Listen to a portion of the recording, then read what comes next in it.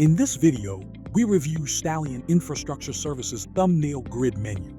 Our powerful thumbnail search tool allows you to quickly and visually search for events in large segments of video. There are two ways to access this tool: from the Event Grid menu or by using the camera toolbar. Each thumbnail represents a time interval. The thumbnail's picture is the first frame from this interval. For example, to find out when Bob came to work, first identify a thumbnail with his call. Then click on the previous thumbnail and gradually reduce the time interval until you find the exact moment you're looking for. Once the time interval between thumbnails is just a few seconds, a play symbol will appear. Click on the thumbnail to initiate playback.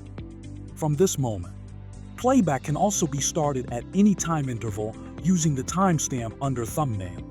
If you miss the time interval range, use the keyboard's left and right arrows to navigate to previous or following time intervals to expand the time interval shown. Click on the timestamp for the interval of interest.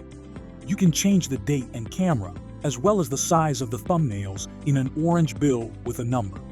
Indicates the number of recognized events during the specified time.